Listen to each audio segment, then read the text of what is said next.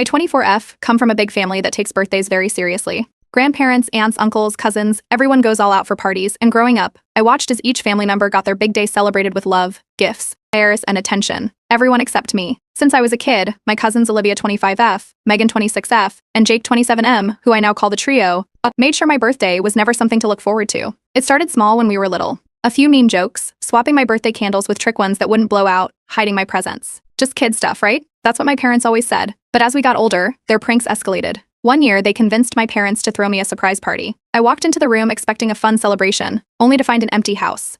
They had sent fake invitations to the entire family, telling them my party had been moved to a later date. I spent the whole day wondering why nobody showed up, while they laughed about it behind my back. Another time, they replaced my actual presents with gag gifts. I unwrapped box after box of ridiculous junk. One year, it was a bunch of mismatched socks. Another year, it was a can of dog food with a ribbon on top. My parents told me to take the joke while everyone else, including my aunt and uncle, laughed along. But my 24th birthday? That was when I finally snapped.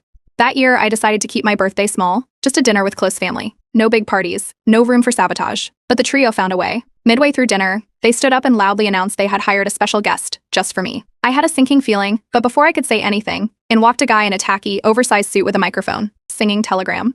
In front of my parents, my grandparents, everyone, this man burst into an off-key song about how I was still single at 24, how I was falling behind, and even made a joke about my ex who had dumped me the year before. I sat there, frozen, as the entire room cracked up while he danced around me, snapping his fingers. By the time it was over, my face was burning. The trio was howling with laughter, and even my parents were chuckling.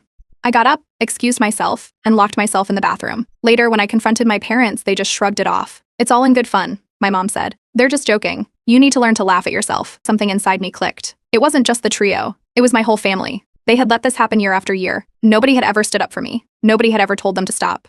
They let them turn my birthday into a joke while making sure their birthdays were perfect. I realized I was done. If they wanted to make my birthdays miserable, I was going to make theirs unforgettable, just not in the way they wanted.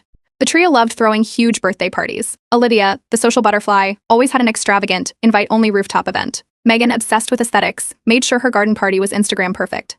And Jake, the self-proclaimed cool guy, turned his birthday into a massive bar crawl with friends, family, and coworkers. And conveniently, all of their birthdays were coming up in the next few months. I started gathering intel, paying attention to their plans, their guest lists, what mattered most to them. The best revenge wasn't something obvious. No, I needed to make sure that when their birthdays fell apart, it would look like pure bad luck. But I wasn't going to do it alone. My younger brother, Ethan 21M, had always been on my side. He had seen the way they treated me, and he hated them for it. The moment I told him my plan, he was all in. Say first, Olivia. Her party was supposed to be an exclusive, high-end event, so I started spreading a rumor among the family that she actually wanted everyone to come, even those who weren't invited. A few well-placed words in the right group chats, and suddenly aunts, uncles, cousins, people she never intended to invite, were planning to crash her party. Next, Megan. Her entire identity revolved